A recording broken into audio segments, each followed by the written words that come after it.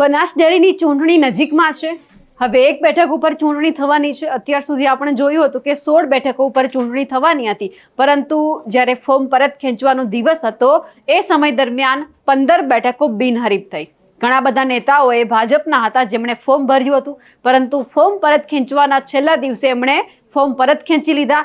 હવે એક બેઠક ઉપર ચૂંટણી થવાની છે, પણ આ પહેલા જ જે હાલના ચેરમેન છે શંકર ચૌધરી, તેમને ક્યાંક એવો વિશ્વાસ હતો કે જે બનાસકાંઠાની જે આ બનાસ ડેરીની ચૂંટણી છે તે ક્યાંક બિનહરીફ થવાની છે। એમને એવો પણ વિશ્વાસ હતો કે એક બે બેઠકો સિવાય બાકીની બધી બેઠક છે તે બિનહરીફ થવાની છે। કોઈને વિશ્વાસ હોય કે ન હોય, પરંતુ જે શંકર ચૌધરીનો આ વિશ્વાસ હતો આ જે ડેરીની ચૂંટણી છે તેમાં એ સૌથી વધારે અત્યારે ક્યાંક કાયમ રહ્યો છે। નમસ્કાર, આપ જોઈ રહ્યા છો નિર્ભય ન્યૂઝ અને હું છું આપની સાથે રિદ્ધિ। બનાસ ડેરીની ચૂંટણી નજીકમાં છે। એક બેઠક ઉપર ચૂંટણી થવાની છે। 10 તારીખે મતદાન છે, 11 તારીખે પરિણામ આવવાનું છે, પરંતુ આ જે આખી પ્રક્રિયા થઈ એમાં સૌથી વધારે જે ભરોસો હતો, વિશ્વાસ હતો શંકર ચૌધરીને કે જે બધી બેઠકો છે તે બિનહરીફ થવાની છે। ક્યાંક એમને પણ એવું લાગતું હતું કે એક બે બેઠક સિવાય બાકીની જે બેઠક છે તે બિનહરીફ થવાની છે, અને આ વિશ્વાસ જ્યારે ફોર્મ પરત ખેંચવાનો દિવસ હતો એમના સમય પહેલા જે બનાસ બેંક છે તેમની સાધારણ સભા હતી, અને એ જ જે સાધારણ સભાની અંદર તેમણે આ વિશ્વાસ વ્યક્ત કર્યો હતો કે આટલી જે બેઠક છે તે ક્યાંક આપણને સમરસતા આપણને આ ચૂંટણીમાં દેખાવાની છે, બિનહરીફ થવાની છે। પણ આ બધાની વચ્ચે શંકર ચૌધરી એક ટકોર જે નેતાઓ છે તેમને પણ કરી છે, અને એમણે એવું પણ કહી દીધું છે કે આપણે જે નાની નાની વાતમાં રચ્યા પચ્યા રહીએ છીએ, જે નાની નાની મંડળીઓમાં રચ્યા પચ્યા રહીએ છીએ, તેમાંથી આપણે બધાએ બહાર આવવાની જરૂર છે। એટલે કે કોઈ એક વ્યક્તિ જે ગામની એક મંડળી ચલાવે છે તેમને એવું લાગે છે કે ના બધું અહીંયા જ છે, તો એ તમામ જેટલા પણ જે મંડળીઓ ચલાવી રહ્યા છે એમને એવી ટકોર કરવામાં આવી છે કે ગામમાંથી બહાર નીકળો, તાલુકા કક્ષાએ વિચારો। તાલુકાની જે મંડળી ચલાવી રહ્યા છે એમને એવું કહેવામાં આવ્યું છે કે તાલુકામાંથી બહાર નીકળી તમે જિલ્લાની મંડળીઓ ઉપર તમે ધ્યાન આપો, અને જેટલા પણ લોકો જિલ્લાની મંડળીઓ ચલાવી રહ્યા છે તેમને એવું કહેવામાં આવ્યું છે કે રાજ્ય કક્ષાની જે મંડળીઓ છે તેમાં તમે ધ્યાન આપો। એટલે શંકર ચૌધરી છે તે ખૂબ સારી રીતે સમજે છે કે જે વ્યક્તિ નાનો છે એ થોડું કંઈક પોતાનું જે કમ્ફર્ટ ઝોન છે તેમાંથી જો બહાર નીકળી અને થોડું વધારે વિચારશે તો ક્યાંક ફાયદો એમના માટે છે। એટલે બધા સમરસતાથી જે રીતે ચૂંટણીઓ અલગ અલગ જગ્યા ઉપર થાય છે એમાં સમરસતાથી જો વિચારે તો પણ એક વ્યક્તિ છે બીજા વ્યક્તિના લેવલ સુધી આવી પહોંચે છે। હવે જે બનાસ બેંકની જે સાધારણ સભા હતી અને એ જ સભાની અંદર જે નેતાઓ છે જે પોતાનું કમ્ફર્ટ ઝોન છે તે છોડવા નથી માંગતા, તેમને જે શંકર ચૌધરીએ ટકોર કરી છે તે સાંભળીએ। સંસ્થા બનાસ ડેરી આટલી બધી સીટો બિનહરીફ થાય આવું અઘરું હોય છે। આ તમે કેટલા બધા આગેવાનોએ મોટા મન કર્યા હોય, કેટલા બધા કાર્યકર્તાઓ એક મત બન્યા હશે, કેટલા બધા લોકોએ ભેગા મળીને વિચાર કર્યો। બાકી તો આવડું મોટી સંસ્થા, આખા દેશની અંદર સૌથી મોટી સંસ્થા, અને એની સહકારીની ચૂંટણી થાય અને એ બધી જગ્યાએ બિનહરીફ થતી જાય, અને આજે 4-5 સીટો જે બાકી છે એમાંથી પણ મોટા ભાગે થઈ જશે એવો મને ભરોસો છે। તો આ કેવડી મોટી ઘટના છે। આ બનાસકાંઠાનો જસ છે। બનાસકાંઠાના ખેડૂતો, પશુપાલકો અને સમજો આગેવાનોને આપું છું કે બધાના મહેનતના કારણે કરીને આવડી મોટી, નહીતર પછી શું થાય, આમે ખેંચાય, ચૂંટણીઓ થાય, ખર્ચા થાય, પછી એના છેવટે તો એ બધો ખર્ચો થાય તો નુકસાન તો પશુપાલકોને અને ખેડૂતોને જ આવે। પણ આ બિનહરીફ થાય એટલે આ માથાકૂટ ન રહે, નહીતર સામે લડે એટલે તું આના ગ્રુપમાં હતો, તું આના ગ્રુપમાં હતો, એટલે વળી શેક એના 5 વર્ષ સુધી તો એકબીજાના વગર કારણે આંખો ભાળે તો પેલું થાય। તો આવું ન થાય એની જગ્યાએ સહકાર એટલે સમરસતાથી કામ થઈ શકે, અને આ ભાવ બનાસકાંઠા જિલ્લાએ કેળવ્યો છે। તમને બધાને હૃદયથી ખૂબ ખૂબ અભિનંદન આપું છું।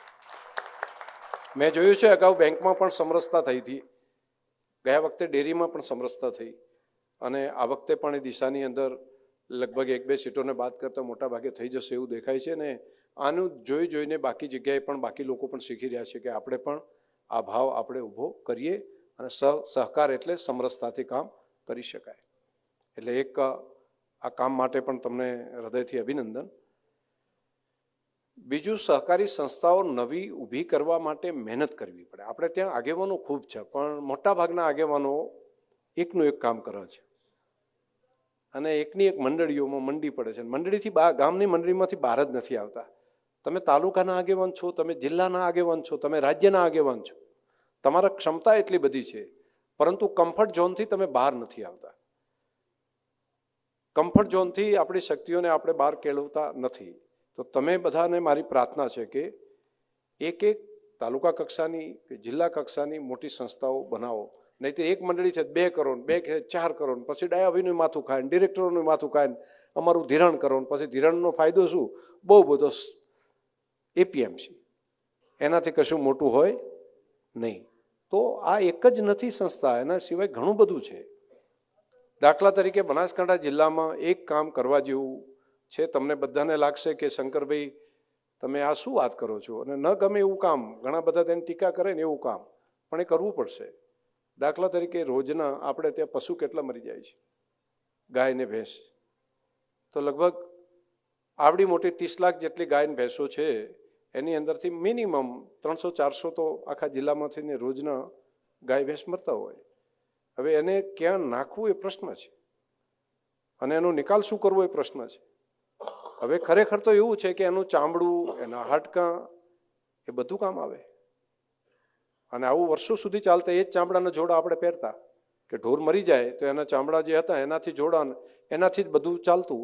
પણ એ બંધ થઈ ગયું એટલે પછી શું થયું? મરેલા ઢોરના ચામડા વાપરવાનું બંધ થયું, એના ચામડાનો ઉપયોગ કરવાનું બંધ થયું. એટલે ચામડાના બૂટ તો બધા પહેરે જ છે, એના કામ તો પહેરે, એટલે પછી જીવતાને મારી નાખે અને સ્લોટર હાઉસની અંદર જીવતું પશુ જાય. તો આવું ન થાય એના માટે શું આપણે અહિંસક ચામડું ના ડેવલપ કરી શકાય, કે જેની અંદર કોઈ હિંસા ના હોય, જેનું મૃત્યુ પામ્યું હોય એનું જ ચામડું બધી જગ્યાએ વપરાય, અને એની એક બ્રાન્ડ બને, અહિંસક ચામડું, અહિંસક વસ્તુ બને, કે એની અંદર કોઈ હિંસા નથી થઈ, આ જીવતાને મારી નથી કરેલું. તો આના માટેની એક કોઓપરેટિવ સોસાયટી બને, અને એ સોસાયટી આ કામ કરે, અને એ દેશની અંદર દિશા આપવાનું કામ કરે કે આના કારણે અમે જીવ હિંસા નહીં થવા દઈએ. અને તમારે ચામડા જ જુએ છે ને, તો ચામડું આમાંથી પણ મળી જ રહે છે. તો મૃત્યુ પડેલું છે એનું પણ ચામડું તમને કામ આવશે. કેલ્શિયમની બાકી ઢગલાબંધ જરૂર હોય છે, તેના હાડકાની અંદરથી પણ કેલ્શિયમ થઈ શકે, અને મશીન દ્વારા થઈ શકે. આ વ્યવસ્થા થાય. હવે બેક્ટેરિયા એવા ડેવલપ થયા છે કે ઘણા લોકો મરેલું જે ઢોર હોય છે એના માટે એવું વિચારે છે કે એનું ચામડું બહુ કડક હોય છે, પરંતુ એ ડેવલપ થયેલા બેક્ટેરિયા છે કે એને સોફ્ટ કરી આપે. એટલે નાની વાછડીઓને વગર કારણે કોઈ મારી નાખે, નાની પાડીઓને કોઈ મારી નાખે, નાના પ્રાણીઓને મારી નાખે, અને એનું ચામડું જેટલું સોફ્ટ હોય એટલું સોફ્ટ એ બેક્ટેરિયા દ્વારા આ ચામડાની અંદર થઈ શકે, અને એમાંથી બધી વસ્તુઓ બનાવી શકે. તો આ સહકારી સંસ્થા જો કોઈ બનાવે તો આવનારા સમયમાં માનવતાનું પણ બહુ મોટું કામ થાય, અને ખૂબ મોટું કામ. અને ક્યાં ખેડૂતને, પશુપાલકને ક્યાં નાખવું એ પ્રશ્ન છે, એને ક્યાં દાટવું એ પ્રશ્ન છે. સામે એનો કોઈ ઉપયોગ થતો નથી. હવે તો ગીધ પણ નથી રહ્યા.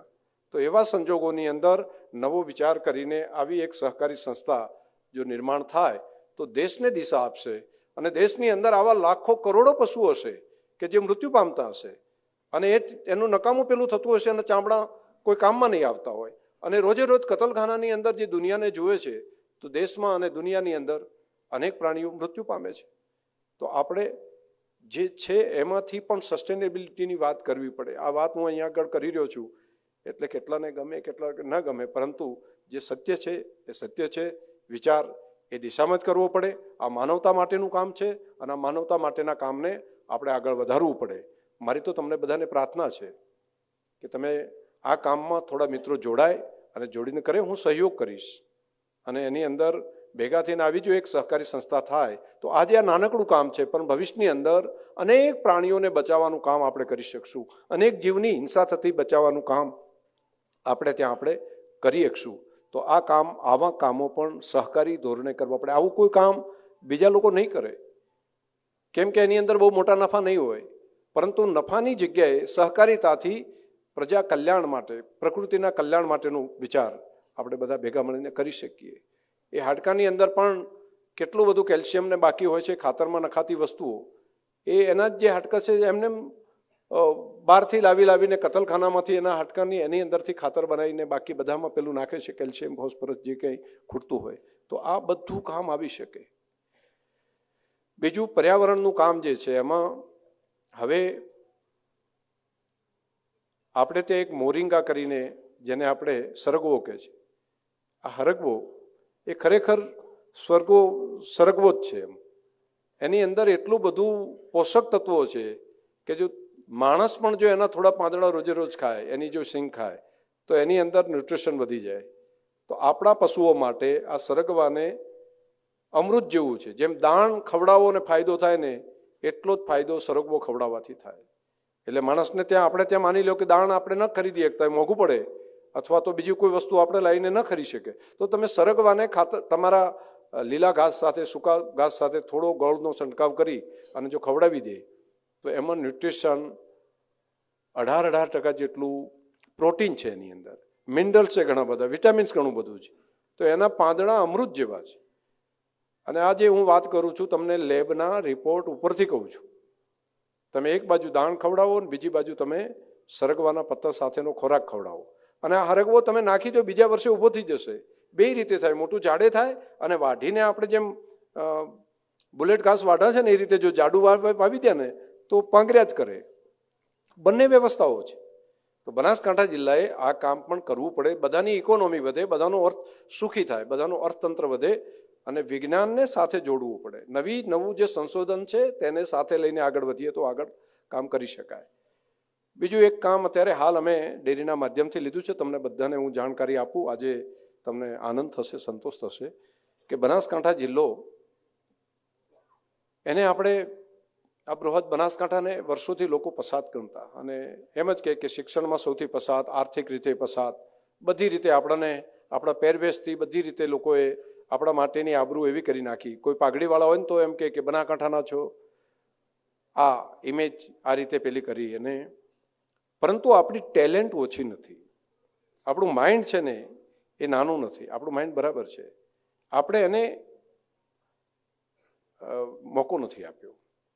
જો મોકો મળી જાય તો આપણે કોઈ રીતે પાછળ નથી. આપણા દીકરા દીકરીઓ ભણીને આગળ વધી શકે એમ છે. આ વખતે એક એક્ઝામ અમે લીધી છે હમણાં, 5000 જેટલા દીકરા દીકરીઓની બનાસકાંઠા જિલ્લામાં ઓનલાઈન પરીક્ષા લીધી બનાસ ડેરી અને ગલબાબી ચેરિટેબલ ટ્રસ્ટના માધ્યમથી. એમાંથી 500 જેટલા દીકરા દીકરીઓને પસંદ કર્યા કે એને તૈયારી કરીને પોતાને અધિકારી બનવું છે, પણ ગામમાં બેઠો છે, કોઈ ગરીબ પરિવારનો કોઈ દીકરો કે દીકરી છે જેની પાસે કંઈ વ્યવસ્થા નથી, પરંતુ ખરેખર ટેલેન્ટ છે, હોશિયાર છે. તો આવી પરીક્ષા લઈને 500 જણા આવા પસંદ કર્યા.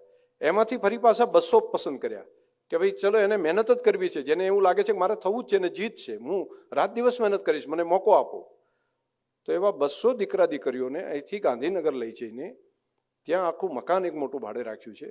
એમાં રહેવાની, ભણવાની વ્યવસ્થા કરી, અને જે ટ્યુશન માટેની IAS બનાવી શકાય, એને GS બનાવી શકાય, એને IPS બનાવી શકાય, એ માટેની તૈયારી કરવા માટેનું પ્લાનિંગ કરી લીધું. છોકરાની પરીક્ષા લઈ લીધી, અને 200 જેટલા દીકરા દીકરીઓ આપણા ગાંધીનગરમાં ભણવાનું ચાલુ થઈ ગયું છે. એટલે આજે એની તૈયારી એ રીતે કરી છે કે એની અંદરથી પરિણામ જોજો તમે. આજે હું એની ભવિષ્યવાણી એડવાન્સમાં ન કહી શકું, પરંતુ એની ધગત છે, એના માટેની જે મહેનત ચાલે છે, તો અહીંયાથી પણ ક્લાસ 1 ઓફિસર થઈ શકે, બનાસકાંઠા પણ IAS IPS તૈયાર કરી શકે, બનાસકાંઠા પણ NDAમાં મૂકી શકે.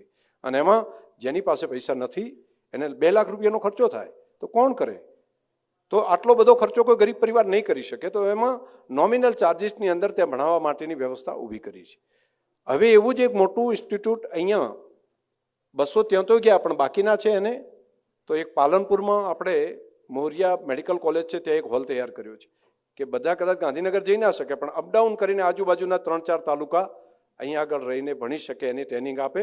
તો કદાચ એ ક્લાસ 1 ઓફિસર ના થઈ શકે, પણ બાકીની કોમ્પિટિટિવ એક્ઝામમાં એ પોલીસમાં જઈ શકે, તલાટી થઈ શકે, SO થઈ શકે, બાકીનું કામ કરી શકે.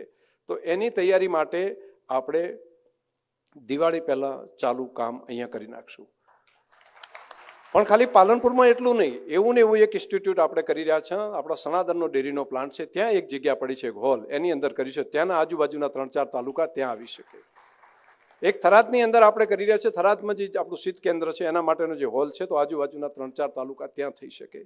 તો આ કામની સાથે સાથે આખો બનાસકાંઠાનો સાર્વજનિક રીતે બધું એનું ઉત્થાન થાય અને બધું બધી રીતે આગળ વધે, એ માટે આપણે કામ કરવું પડે.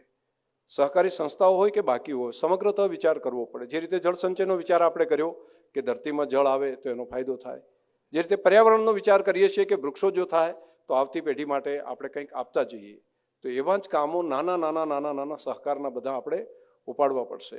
એક બનાસના મુખ્ય આગેવાનો ત્યાં બેઠા છો, એટલે એ વાત કરીને મારી વાત પૂરી કરીશ. એક મારી પ્રાર્થના છે, જો બનાસકાંઠાને આગળ લઈ જવું હોય તો આપણને લાગે કે આપણી નવી પેઢી આગળ વધે એના માટે હોય તો કેટલીક જે આપણી ત્રુટિઓ છે એને આપણે ઠીક કરવી પડશે. એમાંની એક ત્રુટિ આપણે ત્યાં શિક્ષણનો અભાવ, એના કારણે આપણે પાછળ રહ્યા. સૌથી મોટી જેમ પાણીની ત્રુટિ એ આપણને અભાવ રાખ્યો, એવી જ એક ત્રુટિ છે આપણે ત્યાં વ્યસનોની.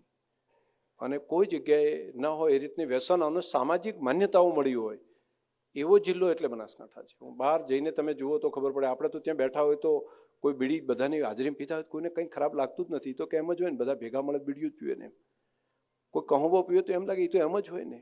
કોઈ બાકી એટલે એને જેને માન્યતા એ રીતે સામાજિક માન્યતાઓ મળી ગઈ કે એને એવું પણ ના લાગે કે આ વ્યસન કે આવી ખરાબીને આપણે એક્સેપ્ટ કરી નાખ્યું, સ્વીકૃતિ કરી નાખીને જીન્સમાં ઉતરી ગયું. અને ધીમે ધીમે વંશ પરંપરાગત એના બાપા પિતા હતા, દીકરો પીવે, એના દીકરો પીવે, એનો દીકરો પીવે, ત્યાં સુધી આપણે ત્યાં પહોંચી ગયું.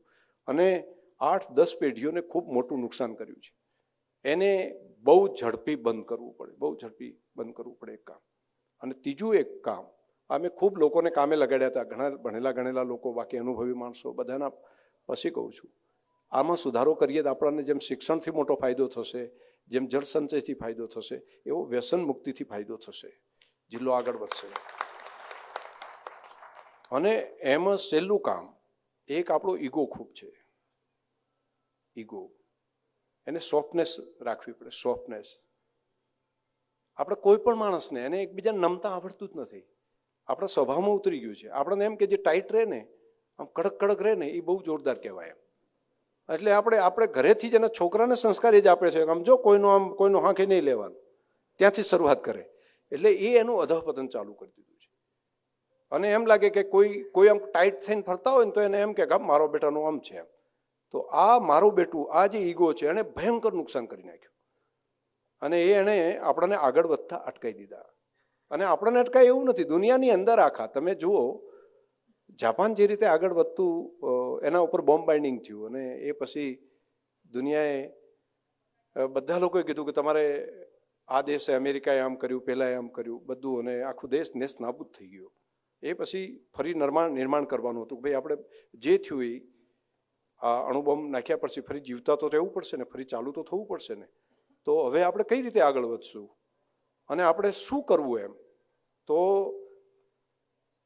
કેટલાય કીધું ફરી ઉદ્યોગ ચાલુ કરો, કેટલાય કીધું કે આપણી મિલિટરી સારી બનાવો અને મજબૂત એવી મિલિટરી બનાવો કે જેથી કરીને એનો દુનિયા આપણને કંઈ ના કરી શકે. કેટલાકે એવું કીધું કે અહીંયા આ કામ કરો, બીજાએ કીધું કે આ કામ કરો. એના માટેના જાણકાર અનુભવી માણસો ભેગા થઈને બેઠા, એના પ્રોફેસરોને લાવ્યા, યુનિવર્સિટીના લોકો જે હતા એ બધા ભેગા થયા અને કીધું કે આપણી ખામી શું. તો બધા લોકોએ ખામી મોટાભાગનાએ કીધું કે આ તો અમેરિકાનો એનો ઈગો છે, એણે આમ કર્યું તેમ કર્યું, એના કારણે કરીને આ તકલીફ આપણે ત્યાં થઈ. મિત્રો, ભેગા થઈને પરિસ્થિતિ એવી ઊભી થઈ કે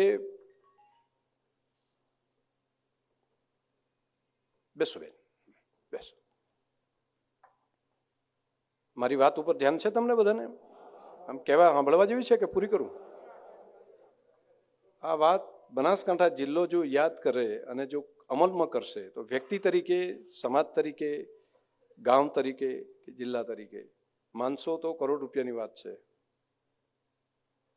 જાપાનનું ઉદાહરણ લેવા જેવું છે. આ જાપાને એમ કર્યું કે હવે શું કરવું આપણે, તો આ બધી મિલિટરી બનાવવાની વાત કરી, આ કરો, શિક્ષણને આગળ વધારો, બધી વાત કરી. પહેલાં બધાના અંતે દિવસો સુધી વાત કર્યા પછી એમણે નક્કી કર્યું કે આપણે નેસ્ત નાબૂદ થઈ ગયા છીએ, દુનિયાના ઇતિહાસમાંથી આપણે લગભગ સાફ થઈ ગયા છીએ. હવે નવી પેઢીઓ પણ 500 વર્ષ સુધી જે પેદા થશે એમાં ઘણા અપંગ થશે, કોઈ પાંગળા થશે અને બહેરા મૂંગા પેદા થશે. તો પણ આપણે શું કરવું? એવું શું હોય કે જેથી કરીને આપણે ફરી પાછા દુનિયાની અંદર સૌથી શ્રેષ્ઠ થઈ શકીએ? તો એમાં તજજ્ઞોએ એમને કીધું કે આપણામાં અક્કડપણું વધારે છે. અને બહારના દેશોએ આપણા ઉપર જે બોમ્બ બાઇન્ડિંગ કરી એ ટાઈમે જો ખાલી આપણું, એના પાસે જે ખરાબ હતા એ ગમે એવા હતા, પણ આપણું અક્કડપણું ના હોત ને તો આપણી પાસે બોમ્બ બાઇન્ડિંગ આપણા ઉપર ના થોત. આપણે અક્કડ હતા અને એના કારણે એટલે આપણા નુકસાનનું કારણ સામેવાળા નહીં, આપણે પોતે છીએ. આ વાત એને સમજાવી અને કીધું કે આપણે મિલિટરી નહીં રાખીએ. આપણે જાપાન મિલિટરી વગરનો દેશ બનશે, પરંતુ આપણે સોફ્ટનેસ એવી રાખશું કે કોઈ દુનિયાની અંદર આવીને આપણા ઉપર કોઈ આપણા ઉપર ન કરે એવી આપણે નવી પ્રજા તૈયાર કરશું કે કોઈની ઈચ્છા એવી ન થાય કે આને આવીને આપણે પેલું કરીએ. આપણે બધી રીતે શ્રેષ્ઠ બનશું. એટલે બાળકને જેવું જન્મે એટલે શિશુ મંદિરમાંથી એને નમતો શીખવાડ્યું. એ કોઈને પણ મળે ને એકદમ આમ અડધું ઝૂકી જાય કોઈ પણ માણસ, અને એને હસતો શીખવાડ્યું. કોઈ પણ માણસ આવે એની સામે, જાપાનનો કોઈ પણ માણસ આવે હસતો જ હોય. અને ત્રીજું એને હેલ્પનેસ ન રાખ્યો, બીજાને હેલ્પ કરવા વાળો રાખ્યો. કોઈ પણ માણસ મળે અને તમે ખાલી વાત કરો ને જાપાનના કોઈ પણ માણસને કે મારે અહીં જવું છે, તો એમ ના કે હેડ્યો જા, એમ ના કે અહીંથી જાય, એવું નહીં. એ સાથે આવશે, મળવા આવશે, શેક સુધી મૂકવા આવશે, એનું પોતાનું કામ બગાડીને એને મદદ કરવા આવશે. આ એને સંસ્કારોમાં નાખી દીધું, લચકપણું નાખી દીધું. અને એ લચકપણું એટલી હદે ડેવલપ થઈ ગયું કે આખી દુનિયાની અંદર ટાપુમાં, એ પછી પણ એને ઘણા બધા સુનામી આવ્યા, એ પછી પણ ઘણા બધા ધરતીકંપ આવ્યા. એની વચ્ચે પણ દુનિયાની આર્થિક મહાસત્તાઓમાં 1 થી 5માં જાપાન પહોંચી ગયું. અને આજે પણ જાપાનનો ડંકો દુનિયાની અંદર વાગે છે. એમાં સૌથી મુખ્ય વાત એનું લચકપણું. કોઈ પણ દુનિયાનો આવ્યો માણસ એની સાથે જઈને નમતો થયો. એ નમતો થયો, જે આવે એને નમે, એને વાત કરે, એને સોંપે, એને મદદ કરવાનો ભાવ રાખે. પોતાના મનની અંદર કરુણા ઊભી કરી કે ચલો ભાઈ અમે પણ ભગવાન જ છે, હું એના માટે સારો ભાવ રાખીશ. અને જે અક્કડપણું હતું ને એ આખા દેશે એક કરતા આખું નાશ કરી દીધું. આખા દેશ તમે જુઓ તો ક્યાંય અક્કડપણું, જાપાની કોઈ પણ મળે તમારે તો એની અંદર આમ ભાયડો બેઠો છે એમ કોઈ બોલે જ નહીં આખા જાપાનમાં. અને છતાંય અત્યારે આખા દુનિયા ઉપર જાપાનનો ડંકો વાગે છે કોઈ પણ બાબતની અંદર. અત્યારે હોય આપણે ગાડીઓ ટોયોટા લાવવી હોય ને તો એ આ ઇનોવા, ફોર્ચ્યુનર એ બધી જાપાનની જ વાપરવી પડે. અને આજે બાકીનું કંઈ હોય ને તો પણ આ સુઝુકી બીજી હોય તો જાપાનની જ આપણે વાપરવી પડે. એવું માત્ર આની અંદર એક જ નહીં, બધી બાબતની અંદર જાપાનનો આજે ડંકો પૂરી દુનિયામાં એમણે વગાડી દીધો. બનાસકાંઠા જિલ્લામાં એનાથી ઉલટું છે. 2 ગાડીઓવાળા જાય ને આમાં અમે હોન્ડા લઈને જતા હોય ને તો એમ તાકે શું કાઢી લે. શંકર ચૌધરી જે હાલના ચેરમેન છે, એટલે કે એવું ક્યાંક અહીંયા કહેવાય છે બનાસ ડેરીની જે ચૂંટણી નજીકમાં છે એમાં કે શંકર ચૌધરીના વિશ્વાસની અહીંયા જીત થઈ છે. એમને વિશ્વાસ એ હતો જ કે જે આ બેઠકો છે 16 બેઠક, એમાંથી લગભગ મોટા ભાગની જે બેઠકો છે તે ક્યાંક ને ક્યાંક બિનહરીફ થવાની છે. અને બિનહરીફ થઈ પણ ખરા. એકાદ બેઠકને બાદ કરતા દાંતા બેઠક ઉપર ચૂંટણી થવાની છે. હવે એકમાં લડે કે પછી કોણ જીતે એમનાથી કોઈ ફરક નથી પડતો, કારણ કે જે આખું મંડળ અત્યારે રચાઈ ગયું છે એમાં જે પણ વ્યક્તિ જીતે એમને આ બધાની સાથે મળી અને કામ કરવાનું છે. પણ ખેર આ બધું જે અત્યારે સામે આવ્યું છે તેમાં ક્યાંક હવે સ્પષ્ટ એ દેખાઈ રહ્યું છે કે જેમને ભરોસો હોય કે ના હોય આ ચૂંટણીની અંદર, પરંતુ જે શંકર ચૌધરીએ જે વિશ્વાસ રાખ્યો છે એ વિશ્વાસની જીત થઈ છે. અને આવનાર સમયમાં પણ ક્યાંક એવું જોવા મળશે કે જે શંકર ચૌધરીને વિશ્વાસ હોય છે તે કાયમ પણ આમાં જળવાશે. અમારા અહેવાલને લઈને આપનું શું માનવું છે કમેન્ટ કરીને ચોક્કસથી જણાવજો. સાથે જ અમારી નિર્ભય ન્યૂઝ ચેનલને લાઇક, શેર અને સબસ્ક્રાઇબ કરવાનું ભૂલશો નહીં. નમસ્કાર.